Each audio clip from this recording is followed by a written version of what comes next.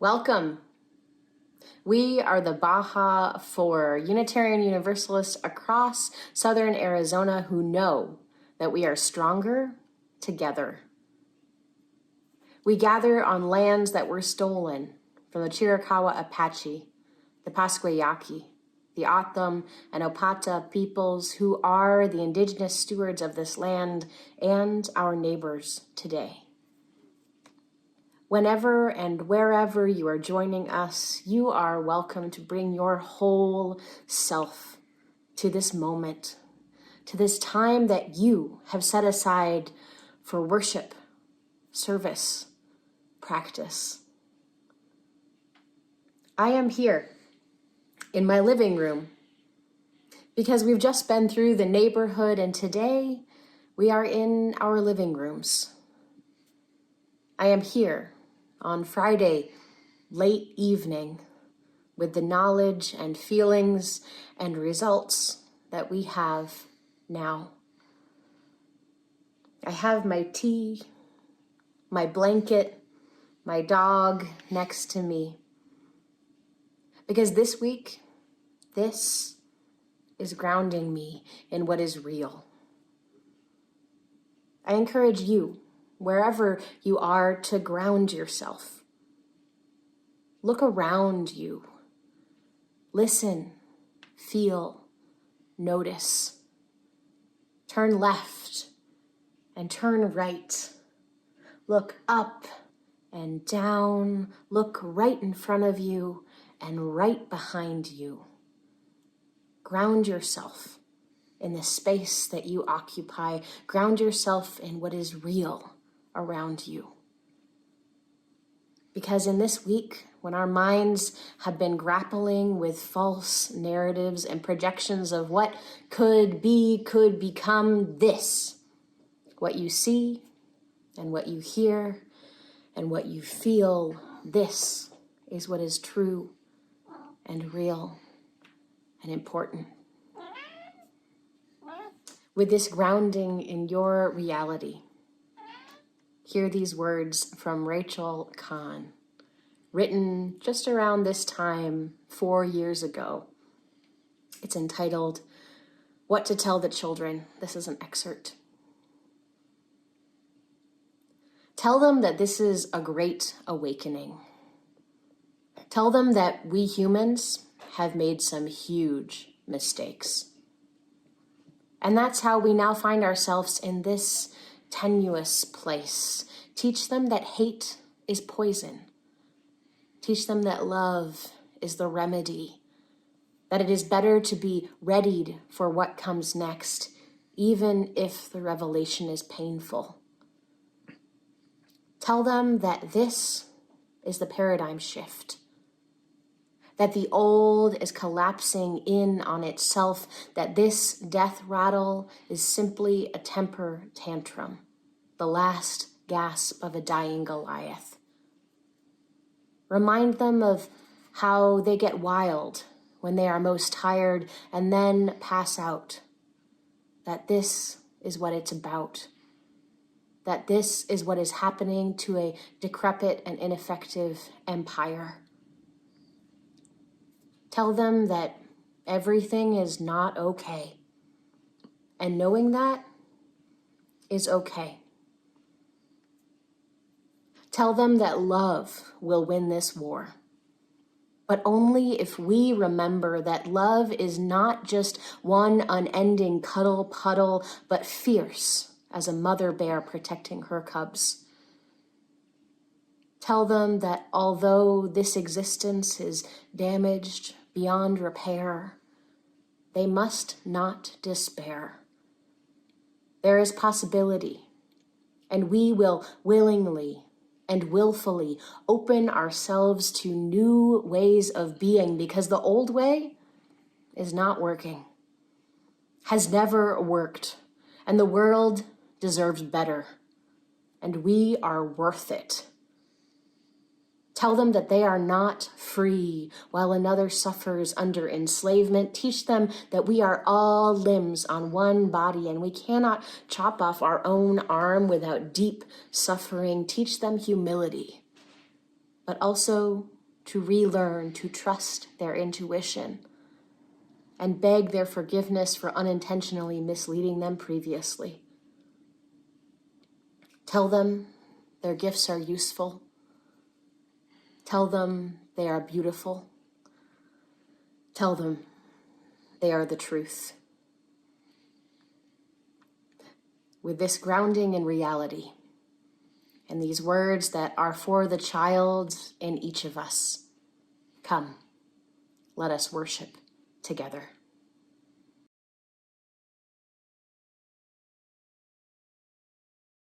One, two, three. We prepare for the future by Robin F. Gray. By the light of this chalice, we prepare for the future. By the light of this chalice, we prepare for the future. We prepare ourselves for the times of triumph and times of trial that may come. We prepare ourselves for times of triumph and times of trial that might come. We prepare ourselves to be present to one another with loving hearts, even in the most difficult times. We prepare ourselves to be present to one another with loving hearts, even in the most difficult of times. We prepare ourselves to make the connections that will lift us out of isolation and prepare the path of justice and equality. We prepare ourselves to make connections that will lift us out of isolation and prepare us for the path of justice and equality.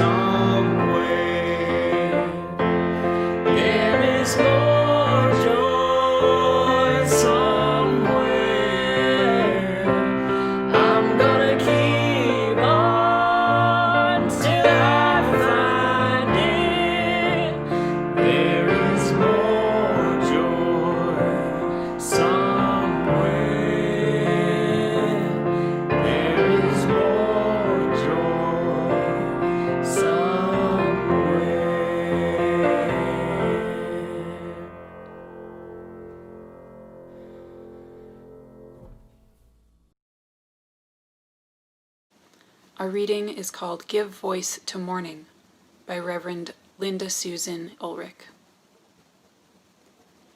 Give voice to sorrow and fear, the racking sobs at family betraying family, the shock at the chasm separating neighbors. What will you do in the days ahead, one asked. Hide in an attic, another replied, her eyes as wide and dark as Anne Frank's. Already, the assault on bodies have launched.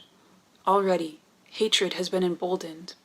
Already, graffiti has defaced stone walls. Already, harassment of the other has begun. When someone announces they're coming for you, Your worry doesn't spring from paranoia. It's based on the evidence of history. Give voice to denial and bargaining.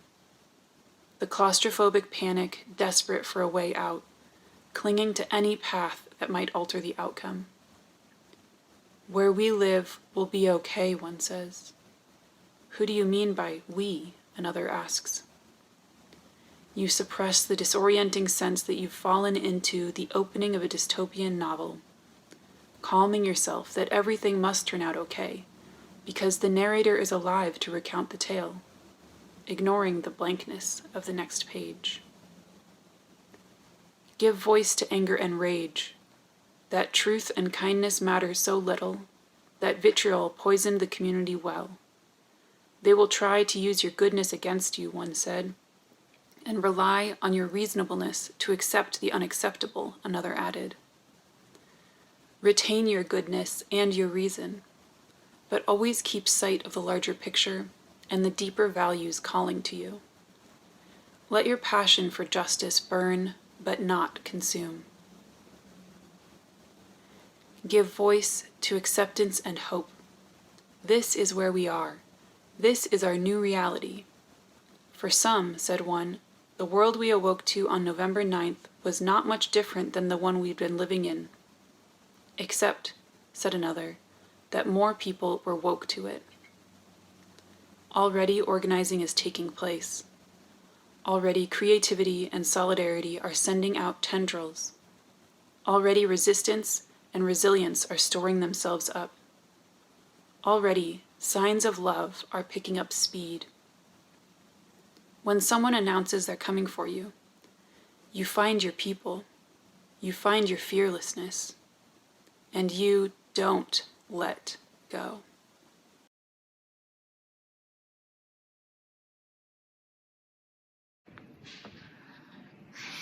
Hi, friends. Amir and I want to talk to our younger friends for just a minute. So if that's you, come on over. We want to talk to you for a little bit. So if your household is anything like our household, the last few days have been a little bit stressful. Maybe your adults are short-tempered. Maybe people don't have patience. Yeah, anybody?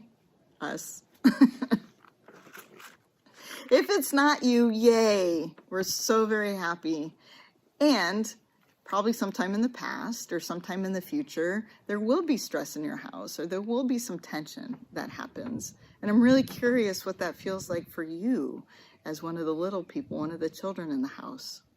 For me, stress or tension I feel it right here in my chest. It feels like a coiled up snake ready to bite people at a moment's notice. And I don't have very much patience and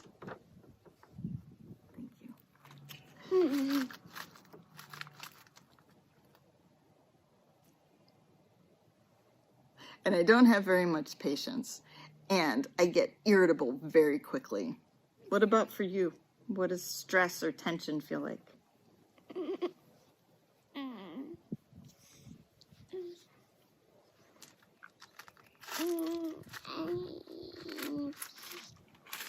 Don't know. It's hard to say sometimes, isn't it? Can I tell you what I see? Can I tell people what I see?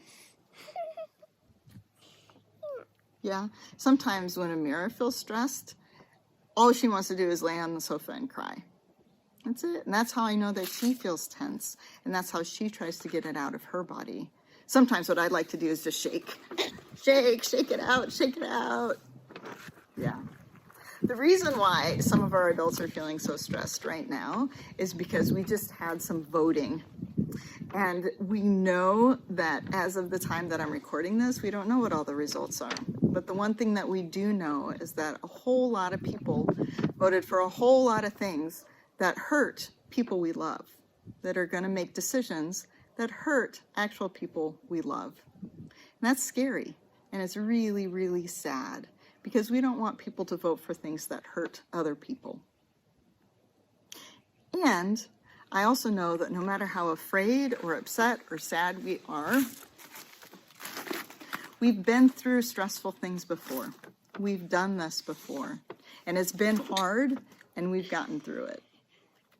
I'm thinking a lot this week about this story about a person and a tiger. Have I told you this story yet? No. I need to. Okay, so here's the story. A person is walking down a trail and suddenly finds themselves being followed by a tiger.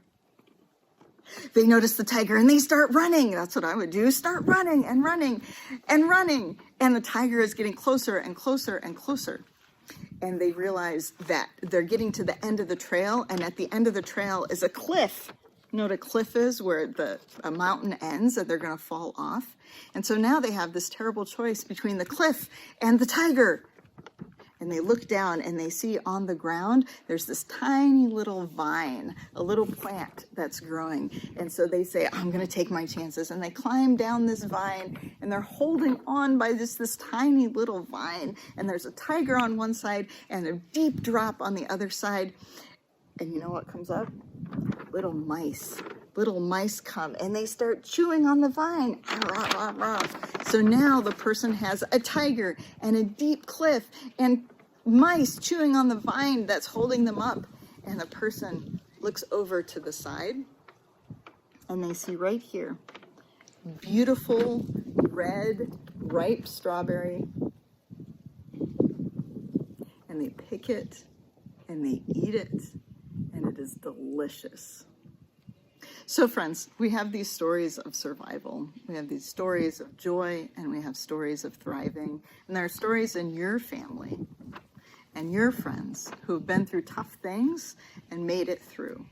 So ask, go find an adult who you love or you trust or you think just tells really good stories and ask them for their stories of survival and resilience. And they're out there. And know that we love you and we will be here and we will get through this together.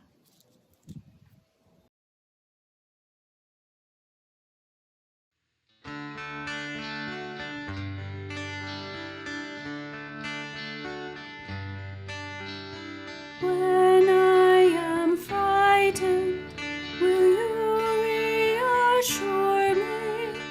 When I'm uncertain, will you hold my hand?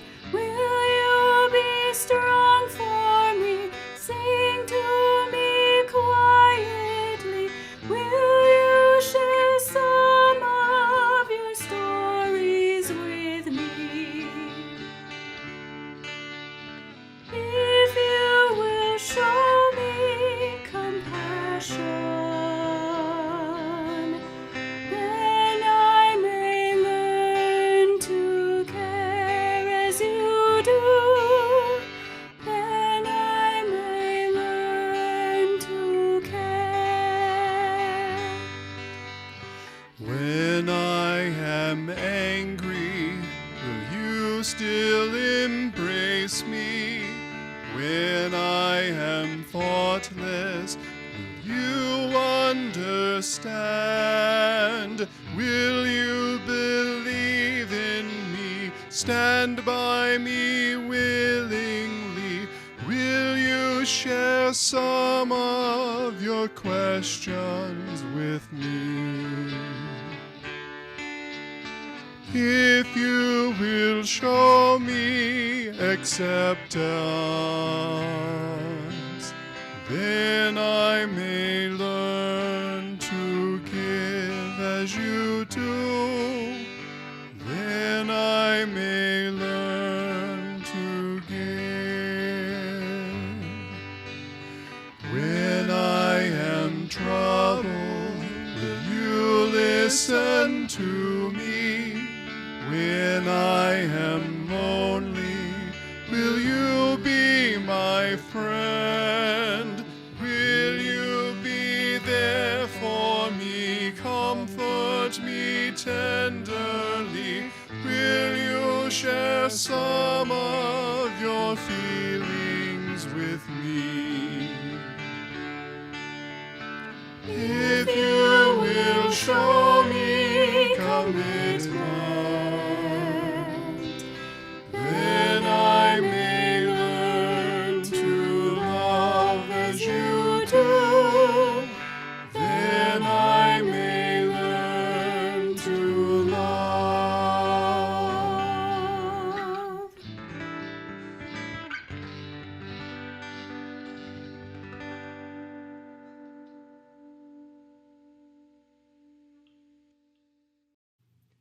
Can you recall a time that someone built a bond with you through a story?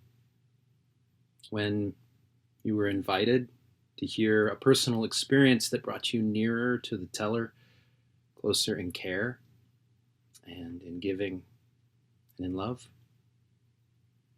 Stories shared can be so powerful in relationship. And so perhaps you remember a time when you were very young, or perhaps you are fortunate and this happened just recently. Whenever, take a moment and remember that time.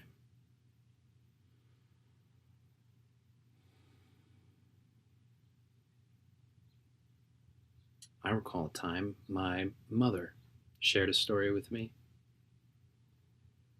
It was night, and it was cold, and it was late, and I couldn't sleep. Excuse me.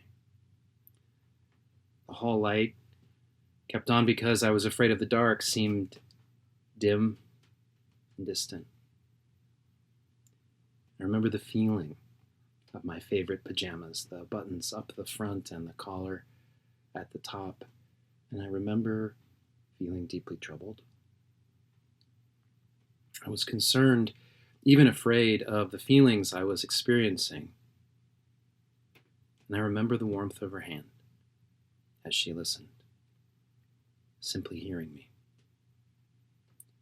I remember nodding and pausing when I had exhausted myself, and her face took on the expression of recalling the past and yet still being present with me. And then she told me her story, quietly and with certainty. She told me of a time when she had struggled with the same feelings that I was feeling. I do not recall the details. I don't remember who or what or how in her story. I do recall her assurance that I was not alone. Not by telling me, "You are not alone," but by joining me right where I was that night.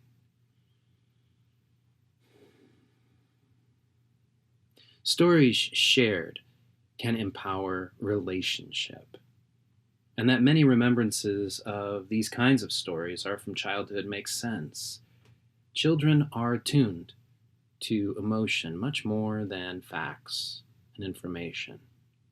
And this may be why children's stories are often fantasies, fables, and fairy tales, because they are about feelings that the fantastical stories evoke, and not about the surface of reality.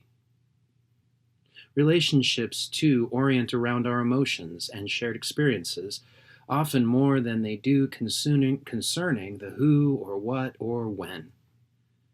Children in empowering stories, well, they intersect in the sharing of our emotions. Of course, adults can share in these stories too, yet I wonder if when we do so, it is through our own inner child. Regardless of age or inner or outer child, stories that empower our relationships are valuable to us today in these troubled days of fear and anger. And you might begin to share in these stories just by listening. Listening for the emotions being expressed, listening for the truths being explored, listening for an opportunity to share in relationship. And then you might recall a time when you struggled with similar feelings and truths. And open, then, to the sensations that you experienced, what you saw and heard and touched or even tasted and smelled. Smell is such a powerful memory aid. Share the experience. Describe what you sensed. Invite another person into your story.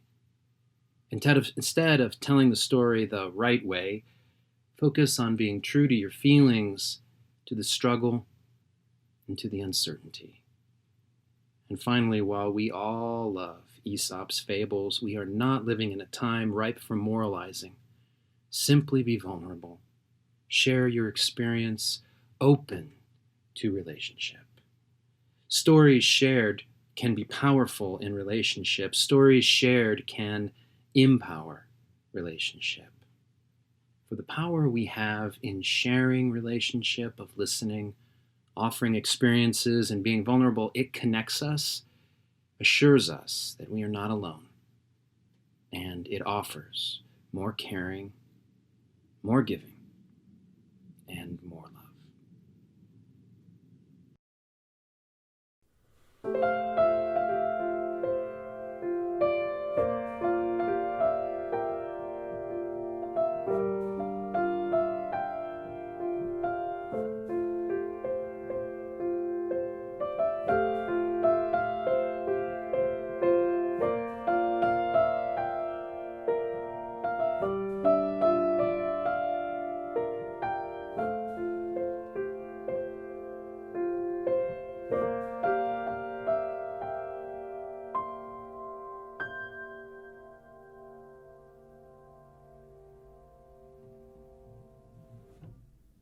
Sleep, my child, and peace attend you all through the night. I who love you shall be near you all through the night. This my loving vigil keeping all through the night. Are you needing to be cradled and held? I know we have been. Becoming a parent to this child, Joy, has taught me something about that. Joy teaches me that when we're tired and scared and overwhelmed and hungry, that when we need to weep, that what we ache for is someone to be near us and to keep vigil. Now, sometimes when she weeps, and especially when she weeps and I can't fix it, I share a tear with her. And sometimes when you weep, I know that you want me to hold you close and witness the tears without drawing away or recoiling at what I don't understand or what I cannot fix. And it's then that I say to her, after both our weeping, we will try again tomorrow. Or sometimes my partner and I say to each other, let's begin again tomorrow. We are both a people who need to weep and a people who need rest. We are a people who also need to keep vigil. We need both, because after the long night, there is a more important thing.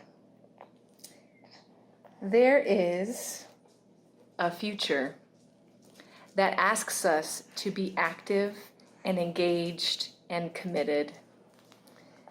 There is work that asks us that we cannot be stopped no matter what, that it needs our resources and our resourced selves, and that it cannot let us be distracted by what would do harm with our attention. So, come. Come. The future asks us to. For the child in each of us, take rest. Keep vigil. Hold close and begin again.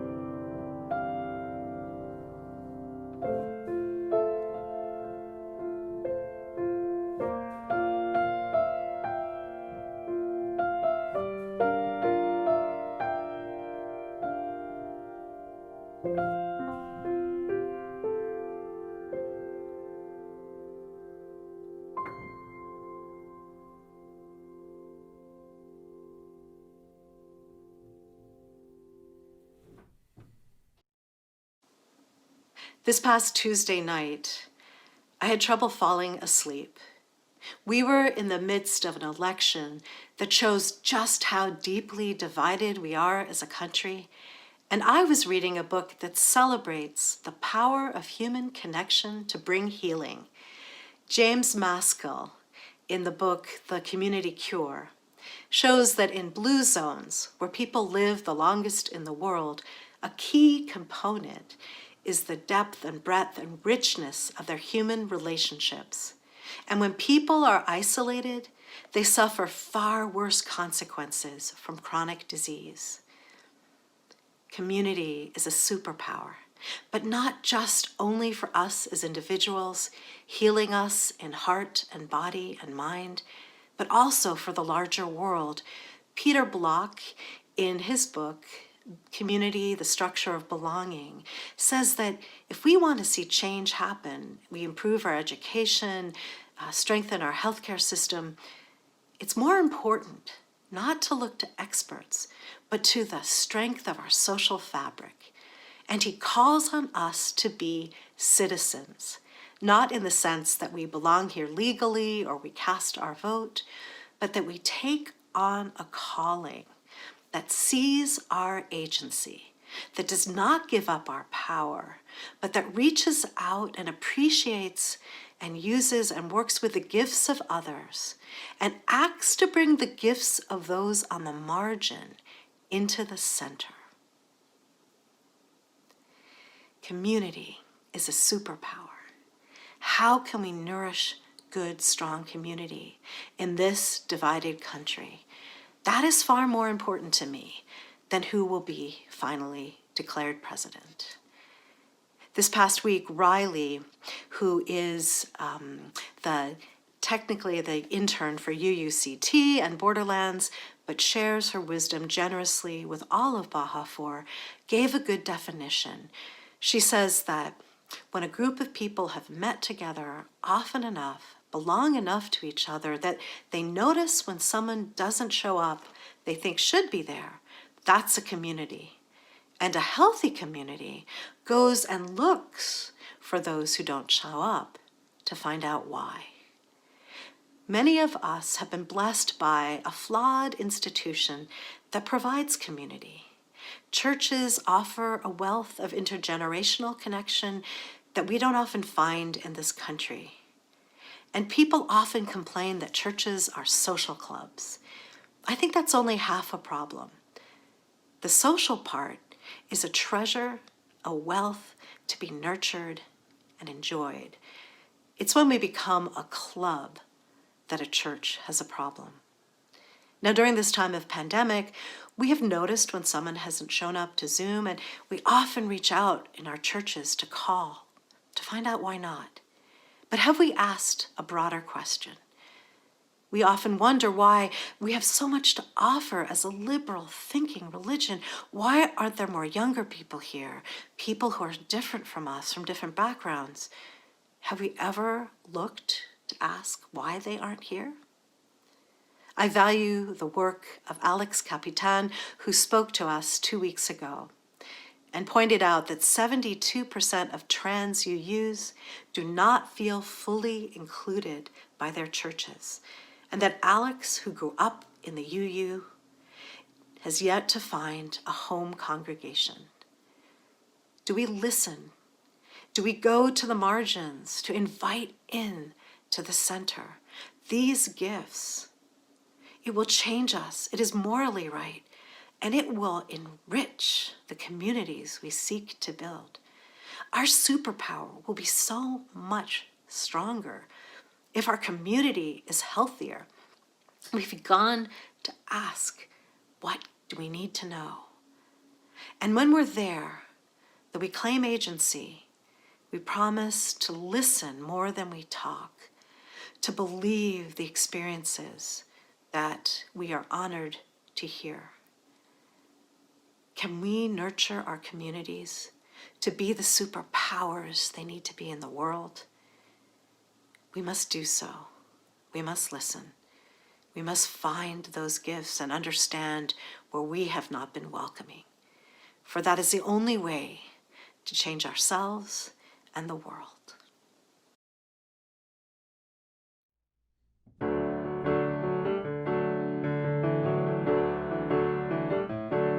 We are blessed by every sunset. Every sunset makes us whole with its riches and its beauty. Every sunset feeds our soul, and we are called as keepers of the earth.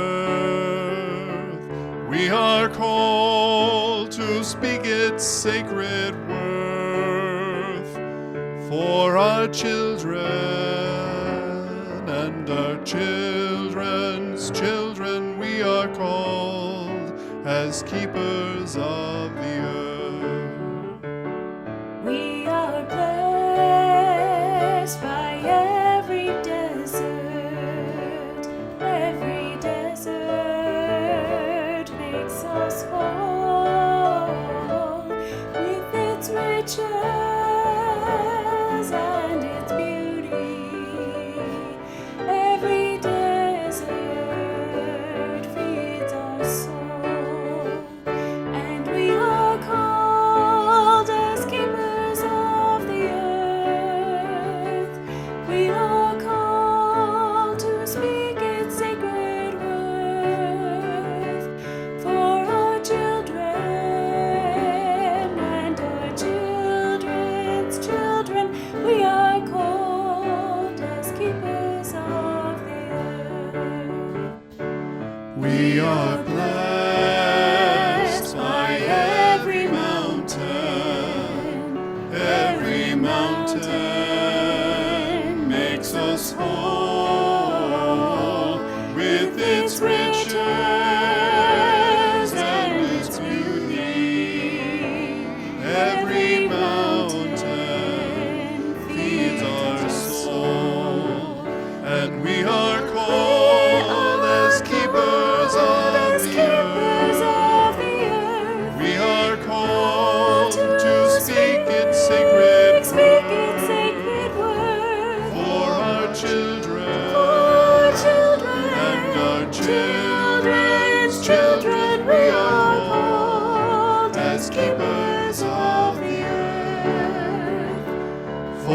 our children, and our children's children. We are called as keepers of the earth.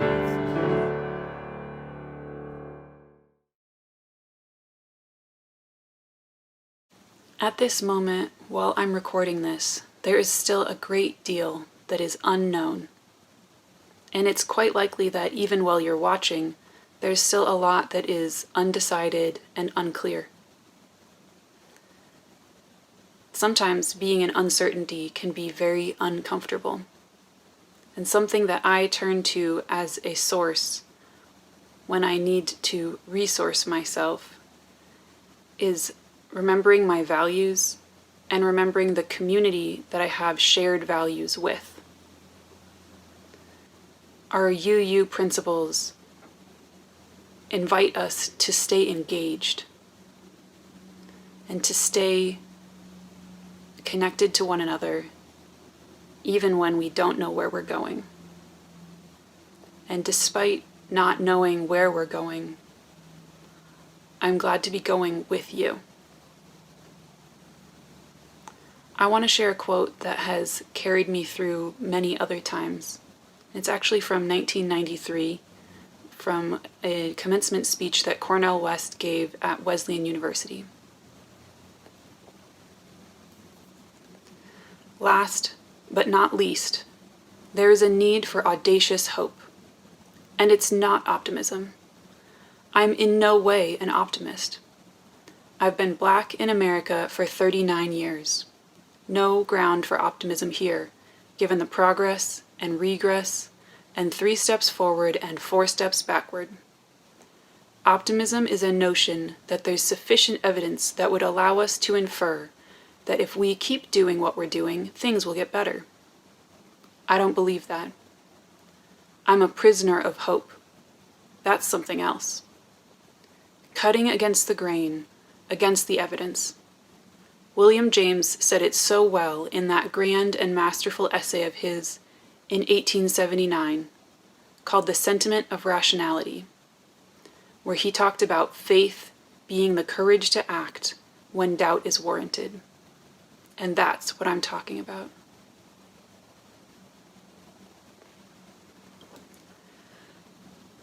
No matter where each of us finds ourselves in this moment, no matter what is certain and what is uncertain, may we each stay connected to the sources that lead us to hope, even when it is very challenging to do so.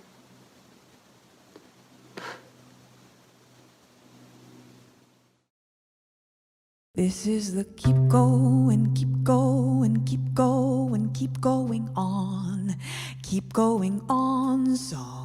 This is the keep going, keep going, keep going, keep going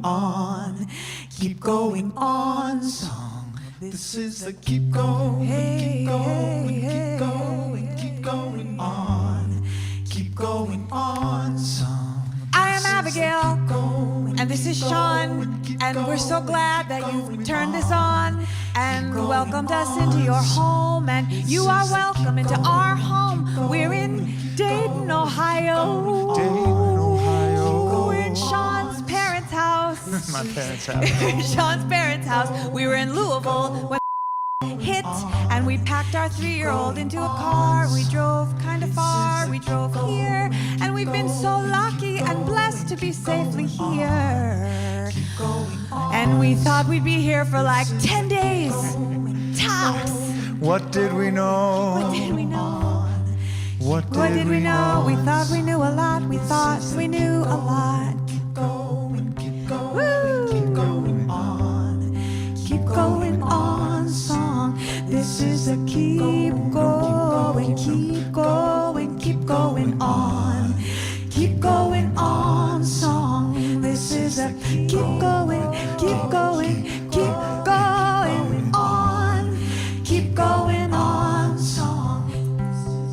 And we've been mostly healthy. We've been okay. Are you okay?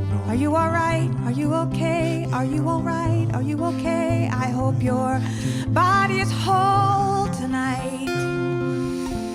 And if your heart is breaking, I hope it's breaking open. And if your breath is shaking, I hope it's shaking through. And then I hope that you've watched a lot of really great television, like a lot of it. And I hope that you find a hand lotion that actually makes your skin feel better. And I hope that you have enough to eat. I hope you're getting enough sleep, and I hope you have enough good company or enough good memory to last you a long time. Keep going, keep going, keep going on. Keep going on song. We sing the keep going, keep going, keep going, keep going on.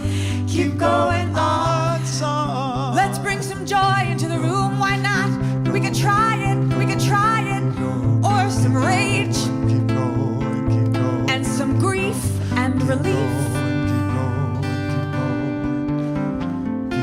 Ooh, I hold my rage, I pray my rage is a fire that cleans my mind out and makes me ready to listen. I pray my pain is a river that flows to the ocean that connects my pain to yours. And I pray my happiness is like pollen that flies to you and pollinates your joy. Oh boy, is that possible? I don't know, we are making this up as we go. We have to make it up as we go. The keep going song, oh, we're making it up as we go. Keep going on. Keep going on song. And I pray that when we meet again, that the world has changed into the world that we are imagining now together. And I pray that the world has become the world that we're planting inside of ourselves for each other and for our ancestors and for our kids. Ooh, and we're gonna start. This is a rough beginning. That's all I've got is a rough beginning to offer you. We're gonna start by singing some songs in this tiny space together. We're just gonna sing some songs for you, and we hope that when you hear them, you will feel a little bit less alone, and we will feel a little bit less alone in the work and in the hurt, and we will be together tonight somehow, whenever this is, wherever this is. We will be together tonight for the keep going on. Keep going on song. This is a keep going on. Keep going on song. This is a keep going on. Keep going on song. This is a keep going on. Keep going on song. This is a keep going on. Keep going on. Children to do our work for us. You gotta leave that on for children. Just send him all of these.